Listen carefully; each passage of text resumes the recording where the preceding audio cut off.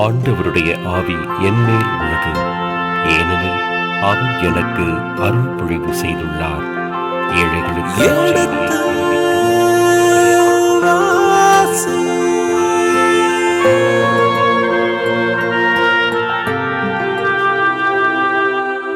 எடுத்து வாசி.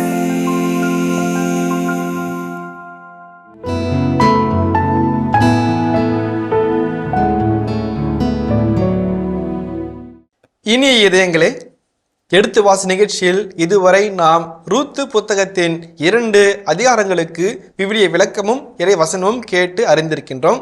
இன்று நாம் 3வது அதிகாரத்துக்குள் நுழைய இருக்கின்றோம்.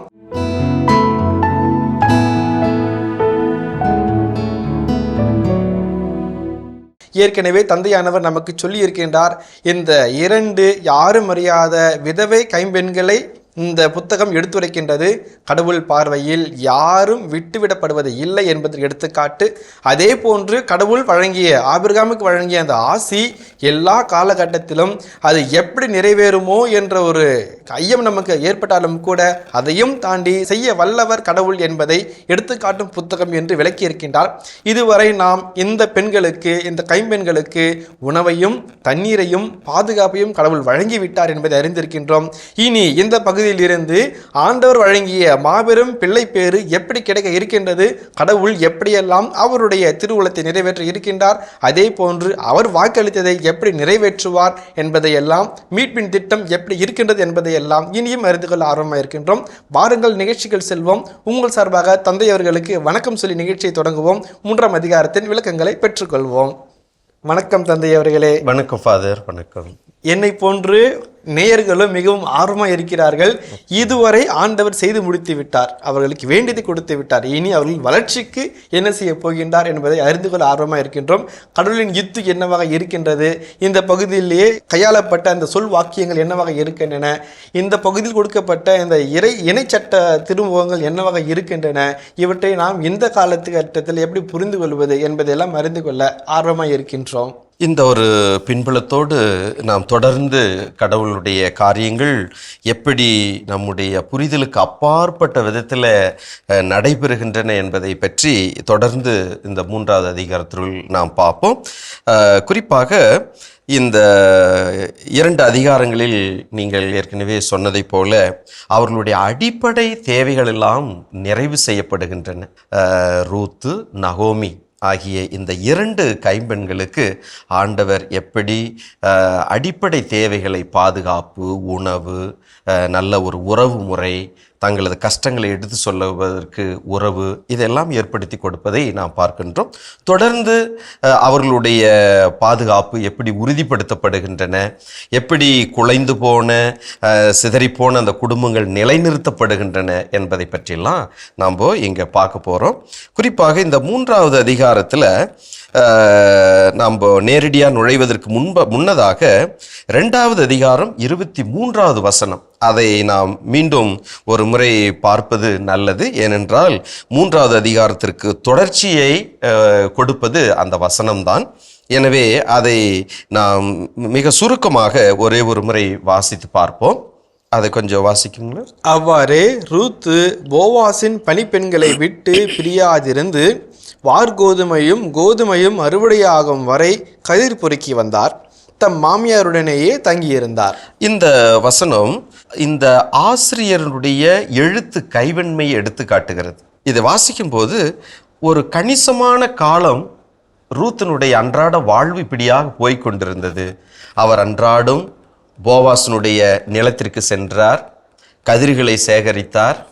அவருடைய தொழிலாளிகள், அன்றாட கூலி வேலை செய்பவர்கள், பணியாட்கள் இந்த ரூத்துக்கு பாதுகாப்பு அளிக்கிறார்கள். மாலையில் அவர் தனது மாமியாரோடு தங்கியிருக்கிறார். இப்படி கணிசமான நாட்கள் ஓடிக்கொண்டிருக்கின்றன. நம்ம கதையில் சொல்கிறோம் இல்லைங்களா, இப்படியே நாட்கள் நகர்ந்து கொண்டிருந்தன, நாட்கள் ஓடிக்கொண்டிருந்தன. ஒரு நாள் அப்படின்ற ஒரு முக்கியமான ஒரு செய்தியை கொண்டு வருவதற்கு இந்த வசனம் தயாரிப்பாக இருக்கின்றது. எனவே தான் மிகவும் பொருத்தமாக 3வது அதிகாரத்தில் முதல் வார்த்தை பாருங்களேன், ஒரு நாள் என்று மிக அழகாக ஒரு இலக்கிய நயத்தோடு. இதுதான் விவிலியத்தினுடைய மிக மிக ஒரு சிறப்பான ஒரு அம்சம். இது நேத்தோ இன்னைக்கோ நம்முடைய மாடர்ன் டிவைஸ்லாம் வச்சுக்கிட்டு நம்ம கம்ப்யூட்டரில் கட் அண்ட் பேஸ்ட் போட்டு வார்த்தையை எது நல்லா இருக்குது சிறப்பாக இருக்குது இப்படிலாம் நேரத்தை செலவு பண்ணிட்டு இதெல்லாம் எழுதலை. எத்தனையோ 2000-3000 ஆண்டுகளுக்கு முன்னதாக எழுதப்பட்ட இந்த இலக்கியம் எப்படி இன்றைக்கு மிக நமது சுவராசியமான படிப்பதற்கு எவ்வளவு சிறப்பாக இருக்கிறது அப்படின்றது தான் இந்த விவிலியத்தினுடைய மிக சிறப்பான ஒரு அம்சமாக இருக்கிறது. எனவே இந்த ஒரு சிறப்பு அம்சத்தோடு முதல் வசனத்தை வாசிப்போம். ரூத் 3:1 வாசிங்க. ஒரு நாள் மாமியாராகிய நகோமி ரூத்திடம், நீ இல்வாழ்க்கையில் ஈடுபட்டு மகிழ்ச்சியுடன் இருக்குமாறு செய்வது என் கடமை அல்லவா? இந்த ஒரு இப்போ 3வது அதிகாரத்தில் ஒரு காட்சி, அந்த காட்சி எங்கு கட்டமைக்கப்படுகிறது என்று சொன்னால் நகோமியினுடைய வீடு. மறுபடியும் நகோமியும் ரூத்தும் 2 மிக முக்கியமான கதாபாத்திரங்கள் ஒன்றாக இந்த காட்சியிலே நமக்கு காட்டப்படுகிறார்கள். நகோமி பேசுகிறார். முதலில் இவர்கள் இருவரும் உரையாடுகிறார்கள். நகோமி தனது உரையாடலை முதலில் தொடங்குகிறார். எனவேதான் இங்கே ஆசிரியர் முதல் வாக்கியத்தில் ஒரு விவரிப்பை கொடுக்கின்றார். ஒரு நாள் மாமியாராகிய நகோமி ரூத்திடம். இது ஆசிரியருடைய கைவன்மை. எனவே நான் ஏற்கனவே பார்த்தது போல ஒரு நாள், one day, it happen like this அப்படின்ற நமது கவன ஈர்ப்பு இங்கே குவிக்கப்படுகிறது. ஒரு நாள் மாமியாராகிய நகோமி ரூத்திடம் அவர் பேசுகிறார். என்ன பேசுகிறார்? நீ இல்வாழ்க்கையில் ஈடுபட்டு மகிழ்ச்சியோடு இருக்குமாறு செய்வது என் கடமை அல்லவா? இதை வாசிக்கும் போது வாசகருக்கு நினைவு கண்டிப்பா வரும். என்ன வரும்? முதல் அதிகாரம் 9வது வசனம். அதை எடுத்து வாசிங்களே. ஏற்கனவே தனது ஆசையை அவர் வெளிப்படுத்தி இருக்கிறார். நீங்கள் இருவரும் மீண்டும் மனம் செய்து கொண்டு நலமுடன் இல்வாழ்க்கை நடத்த ஆண்டவர் அருள் புரிவாராக என்று சொல்லி அவர்களை அனைத்து முத்தமிட்டார். நகோமி ஏற்கனவே தனது தாயன்போடு கடவுளுடைய ஆசையை அவர்களுக்கு வழங்குகிறார். முதல் அதிகாரம் தொடக்கத்திலேயே 9வது வசனத்திலேயே இங்க மீண்டும் அதே மனநிலையோடு தனது இளம் மருமகள் விதவை, அவங்களுடைய வாழ்க்கை இன்னும் தளிர்விட வேண்டும், அது சருகாக கருகி போய்விடக்கூடாது, அவர் வாழ வேண்டியவர் என்ற ஒரு தாராள ஒரு அன்பு நிறைந்த தாய் பாசத்தோடு அவர் சொல்லுகிற ஒரு வார்த்தை, நீ இல்வாழ்க்கையில் ஈடுபட வேண்டும், மகிழ்ச்சியோடு இருக்க வேண்டும். முதல் அதிகாரத்தில் நலமோடு வாழ வேண்டும். அது ஒரு ஒட்டுமொத்தமான வாழ்த்து செய்தி. நலம் என்று சொல்லுகிற வார்த்தை பல்வேறு ஆசைகளை உள்ளடக்கிய ஒன்றாக இருக்கிறது. நல்ல கணவர், நல்ல ஒரு குடும்பம், பிள்ளைகள், உடல் நலன், நீடிய வாழ்வு, இது எல்லாம் சேர்ந்தது தான் நலமோடு இருக்க முடியும். எனவே அது ஒரு ஒட்டுமொத்தமான ஒரு வாழ்த்து. இந்த இடத்துல நீ மகிழ்ச்சியோடு இருக்க வேண்டும், இதுவும் ஏறக்குறைய அதோடு இணைந்து வருகின்ற ஒரு அருமையான ஒரு ஆசையை, விருப்பத்தை வெளிப்படுது. நீ மகிழ்ச்சியோடு இருக்க வேண்டும், அதை செய்வது எனது கடமையும் பொறுப்பும்.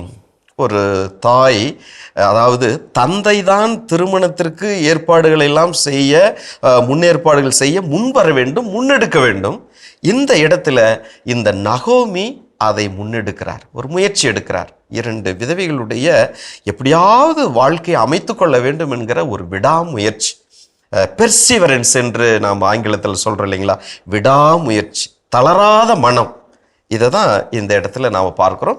அது தனது விருப்பமாக அவர் ஏதோ ஒரு இடத்துல ஒரு தூண்டுதலை கொடுக்கின்றார். நீ இப்படியே இருந்தால் எப்படி? நீ டெய்லி வயலுக்கு போயிட்டுருக்கிற, கதிர்களை பெருகிட்டு வர, 2 பேரும் சாப்பிட்றோம், தங்கி இருக்கிறோம், இப்படியே போனால் எப்படி அப்படின்னு சொல்லி இவர் ஒரு தூண்டுதலை, ஒரு ஸ்டார்டிங் பாயிண்ட் கொடுப்பது இந்த முதல் வசனத்தில் நாம் அறிகின்றோம். 2வது வசனத்தில் வாசிப்போம். போவாசு நமக்கு உறவினர், அவருடைய பணிப்பெண்களோடு தான் நீ இத்தனை நாள்களும் இருந்தாய். நான் சொல்வதை கவனமாய் கேள். இன்றிரவு அவர் களத்தில் வார்கோதுமையை தூற்றிக் கொண்டிருப்பார். ஓகே, அதோடு அது 3வது வசனத்திலேருந்து ஒரு இன்ஸ்ட்ரக்ஷன் அவங்க கொடுக்குறாங்க. அதை பற்றி நாம் பார்ப்போம். நம்முடைய விளக்கத்துக்கு நம்ம சிறிதாவே போவோம். போவாசு நமக்கு உறவினர். இது ஏற்கனவே நகோமி ரூத்துக்கு சொல்லியிருக்கிறார்கள். அது இரண்டாவது முறையாக இங்கே சொல்லப்பட்டிருக்கிறது. அவர் நம்முடைய உறவினர். அப்போ தான் சொல்லியது, ஏற்கனவே சொல்லியது இங்கே உறுதிப்படுத்தப்படுகிறது, அவர் நமது உறவினர் என்பது. அதனால தான் இங்கே இரண்டாவது முறையாக அவர் மீண்டும் அதை உறவினர் என்ற அந்த ஒரு உண்மையை ரூத்துக்கு சொல்லி தகவலை பரிமாறிக்கொள்கிறார். தமக்கு உறவினர், அவருடைய பண்பெண்களோடு தான் நீ இத்தனை நாட்களும் இருந்தாய். இந்த ஒரு வாக்கியம் 23வது வசனத்தோடு இணைந்து போகிறது. ஏன்னா ஒவ்வொரு நாளும் ரூத்து போவாசனுடைய வயல்வெளிக்கு சென்று அந்த பணிப்பெண்களோடு தான் இருந்தார். போவாசும் 2வது அதிகாரத்தில் 2-3 முறை என்னுடைய பணியாளர்களை தொடர்ந்து செல், எங்கெல்லாம் அவர்கள் கதிர்களை பொறுக்குகிறார்களோ அதை கவனமாய் அறிந்து கொள், அவர்கள் பின் சென்று கதிர்களை சேகரித்துக்கொள், அவர்கள் நிரப்பி வைத்திருக்கிற பாண்டங்களிலிருந்து பருகிக்கொள், இளைப்பாறு, இப்படியெல்லாம் சொல்லுகிறார்கள். அதே மாதிரி தான் இந்த ரூத்தும் செய்கிறார்கள். அதை மீறி எதையும் செய்வதில்லை. அவர்கள் எதை அவர் அந்த பெண்மணிக்கு சொல்லுகிறார்களோ அதே வார்த்தை தான் செய்கிறார். எனவே இந்த ஒரு நவோமியினுடைய சொற்கள் ரூத்தினுடைய அந்த அன்றாட செயல்களை உறுதிப்படுத்துகின்றன. யார் அவங்களுடைய கம்பானியன்ஸ்? உடனடியாக அந்த ரூத் என்கிற கைம்பெண், மோவாபி பெண்ணுக்கு யாரு ஆதரவு? அந்த பணிப்பெண்கள் என்பது இங்கே உறுதிப்படுத்தப்படுகின்றன. நீ எத்தனை நாட்களும் இருந்தாய், நான் சொல்வதை கவனமாய் கேள். இது மறுபடியும் பயன்படுத்துகிற ஒரு இலக்கிய ஒரு வாக்கியம். ஏன்னு சொன்னால் இதுக்கு முன்னாடி 2வது அதிகாரம் 8வது வசனத்தில் இதே வார்த்தை தான் போவாசு ரூத்துக்கு பயன்படுத்துகிறார். அதை கொஞ்சம் பாருங்க. பிறகு போவாசு ரூத்தை நோக்கி, பெண்ணே, நான் சொல்வதை கேள். நான் சொல்வதை கேள். இது இந்த புத்தகத்தில் பயன்படுத்துகிற 2 அருமையான சொற்கள். நான் சொல்வதை கேள், லிசன் டு மீ. இது மிக முக்கியமான ஒன்று. இன்னைக்கு ஒருத்தர் யார் நாம் கவனிக்கிறோம், உற்று கேட்கிறோம், நேரத்தை செலவு பண்ணுறோம். இன்னைக்கு இந்த சினடால் கான்டெக்ஸ்டில் திருத்தந்தை அவர்கள் சொல்லுகிற ஒரு மிக முக்கியமான ஒன்று, இதயத்தோடு இதயம் கவனித்து கொள்ளுங்கள், பேசுங்கள், உறவாடுங்கள். இந்த உறவாடுதல், பகிர்தல், கவனித்தல், இதில் நமது பிரச்சனைகள் நிறைய தீர்க்கப்படுகின்றன. நான் சொல்வதை நீங்கள் கேட்பது, நீங்கள் சொல்வதை நான் கேட்பது, கொஞ்சம் நமக்கு பக்கத்தில் இருக்கிறவங்களோடு நேரத்தை செலவிடுவது என்பது நமக்கு ஆறுதலை தரக்கூடியது. நமது மனப்பாரங்களெல்லாம் இறக்கி வைக்கின்ற ஒரு விடுதலை உணர்வை நமக்கு கொடுக்கின்றது. அதுதான் இன்றைய சமூகத்தில் குறைபாடாக இருக்கிறது. எல்லாருமே ஒரு மொபைல், ஒரு ஃபோன், பக்கத்தில் இருப்பவர்களோடு நாம் நேரத்தை செலவிடுவதில்லை. ஒரு ரெஸ்டாரண்ட், ஒரு ஹோட்டல் போனோன்னா கூட ஒரு இளைஞர்கள் எல்லாம் ஒரு 6-7 பேர் உட்காந்துருந்தாங்க அப்படின்னா ஒருவர் முகத்தை பார்ப்பதில்லை, ஒருவரோடு பேசுவதில்லை. நான் நல்லா இருக்கிறேன், நான் இன்னைக்கு சந்தோஷமாக இருக்கிறேன், அதை சொல்லுவதற்கு கேட்பதற்கு ஆட்கள் கிடையாது. எல்லாமே மொபைல் இப்படி ஒரு இயங்குதளமாக மாறிவிட்டது, ஒரு மெக்கானிக்கல் டிவைஸ். அதுதான் நம்ம இயக்கி கொண்டு இருக்கிறது. மனித உறவுகள், பகிர்வுகள் இதெல்லாம் இன்றைக்கு மிக குறைவு. எனவே இந்த ஒரு கான்டெக்ஸ்டில் the book of Ruth, Boaz Ruth இடத்துல நான் சொல்வதை கவனமாக கேளுமா, உனக்கு நல்லது நான் சொல்ல போகிறேன், அந்த அம்மா கேட்குறாங்க. அதே போல் மாமியார் நகோமி, நான் சொல்வதை கவனமாக கேளுமா, நான் சொல்ல போகிறேன், அதை நல்லா உற்று கேள், அதன்படி செய், உனக்கு வாழ்வு கிடைக்கும் என்ற ஒரு அர்த்தத்தில் ஒரு பாசமாக சொல்லக்கூடிய ஒன்று. எனவே இன்றைக்கு நாம் பெரியவர்கள் சொல்லும் போதும் அதை நல்ல தாராள உள்ளத்தோடு அது கொஞ்சம் செவி கொடுக்க வேண்டும், உற்று கேட்க வேண்டும் என்பது இங்கே நமக்கு இந்த புத்தகம் கொடுக்கிற ஒரு அருமையான ஒரு பாடமாக அமைகின்றது. எனவே கவனமாய் கேள். இதுக்கிடையில் ரூத்தினுடைய பேச்சு எதுவுமே இல்லை. தொடர்ந்து நாம் பார்க்குறோம், 3வது வசனத்திலிருந்து தொடர்ந்து 4-5 வசனம் வரைக்குமே இந்த நகோமி தான் பேச போகிறாங்க. எனவே அந்த அளவுக்கு ரூத் அவர்கள் பேசுவதற்கு இடம் கொடுக்கிறார்கள். என்ன சொல்ல போகிறாங்களோ, என்ன அறிவுரை சொல்ல போகிறாங்களோ, என்ன கட்டளை கொடுக்க போகிறாங்களோ, அது எப்படியோ அப்படின்ற ஒரு மனநிலையில் திறந்த உள்ளத்தோடு, எந்த ஒரு ப்ரெஜுடிஸ்ட் மைண்ட் எதுவும் இல்லை அந்த அம்மாவுக்கு, ரூத்துக்கு. எனவே மாமியார், அம்மா, தாய் என்ற ஸ்தானத்திலே அவர்கள் சொல்ல போவதை இந்த அம்மா அவங்க கேட்க போகிறாங்க. அடுத்தது அவங்க பாருங்களேன், அவங்க என்ன சொல்கிறாங்கன்னு சொல்லிட்டு, இன்று இரவு அவர் களத்தில் வார்கோதுமையை தூற்றிக் கொண்டிருப்பார். நீ குளித்துவிட்டு எண்ணெய் தடவிக்கொண்டு உன்னிடமுள்ள ஆடைகளில் மிகவும் நல்லதை உடுத்திக்கொள். பின்னர் அவருடைய களத்துக்கு போ, ஆனால் அவர் உண்டு குடிக்கும் வரை அவர் கண்ணில் படாமல் இரு. அவர் படுக்கும் இடத்தை பார்த்து வைத்துக்கொள். இதில் நாம் பார்ப்பது அந்த 2வது வசனத்திலேயே இறுதி பகுதியில், இன்று இரவு அவர் களத்தில் வார்கோதுமையை தூற்றி கொண்டிருப்பார் என்பது. இது ஒரு டெம்பரல் கிளாஸ், ஒரு நேரத்தை குறிப்பிட்டு சொல்லக்கூடிய ஒரு வாக்கியம். இன்று இரவு, டுடே, டுநைட், திஸ் ஈவினிங் அப்படி. இரவு என்பது பகல் மறைந்து இரவு உலகை தழுவி கொள்ளுகிற ஒரு சமயம், ஒரு நேரம். பகல் ஒளி நிறைவு பெறுகிறது, முற்று பெறுகிறது. இரவு மெதுவாக பரவுகிறது. இருளில் நாம் எதையும் எளிதாக செய்ய முடியாது, ஒரு இடத்திற்கு போக முடியாது. இந்த மாலை பொழுது என்று சொல்லுகின்ற பொழுது கதிர் தூற்றுவதற்கு ஒரு இதமான ஒரு கால சூழ்நிலை. காற்று லேசாக அடிக்கும். அந்த லேசாக அடிக்கிற அந்த தருணத்தில் அந்த வார்கோதுமைகளை தூற்றுகின்ற பொழுது அந்த பதர்கள் எல்லாம் அடித்து கொண்டு போய்விடும். அந்த மணிகள் எல்லாம் உண்மையான அந்த வார்கோதுமை மணிகள் நமது பாதத்துக்கு பக்கத்திலேயே காலடியிலேயே அது விழும். இது தான் நடைமுறை. எனவே அந்த ஒரு மாலை பொழுது, இரவு நேரம், எல்லாம் பாலைவன பூமி இல்லைங்களா, எனவே அந்த சமயத்தில் அதை தெரிவு செய்வார்கள். கிதியோனுடைய அந்த விவரிப்புள்ள நீதித்தலைவர்கள் 6வது அதிகாரத்தில் கூட நம்ம இந்த கிதியோன் எப்படி போரடித்து கொண்டிருக்கின்றார், கோதுமை அடிக்கின்ற அதில் திராட்சை பிழிவு குழியில் வேலை செய்கிறது, இதெல்லாம் நாம் பார்க்குறோம். எனவே அவர்கள் தெரிவு செய்து கொள்ளுகிற இந்த மாலை பொழுது கதிர் அடிப்பதற்கு ஏதுவான ஒரு கால சூழல். எனவே அது 2வது கோதுமை மணிகளை பாதுகாத்து கொள்வதற்கு ஏதுவான ஒரு சூழல் தான். எனவே அது தனியாக சென்று அவர் அதை எடுத்து அதை அந்த வேலையை செய்து கொண்டிருக்கின்றார், தூற்றி கொண்டிருப்பார். அதே போல் இவர் சொல்லுகிறார், எப்படி நீ அவரிடத்துல போய் ஒரு தனியாக ஒரு அணுகுமுறை ஏற்படுத்துவது. இவர் சொல்லுகிற இந்த வார்த்தைகள் எல்லாமே ஒரு மிக மிக ஒரு முதிர்ச்சி நிறைந்த ஒரு வார்த்தைகள் தான். எதுவும் இதை வாசிக்கும் போது ஒரு வசீகரத்தன்மை கிடையாது. ஒரு பெண் மிகவும் ஒரு நேர்த்தியான ஆடை அலங்காரத்தோடு எப்படி ஒரு ஆடவரை, ஒரு இளைஞரை சந்திக்க வேண்டும் என்று சொல்ல, இதில் எதுவும் மிகைப்படுத்துகின்ற ஒரு வார்த்தை ஜாலங்கள் எல்லாம் எதுவும் இல்லை.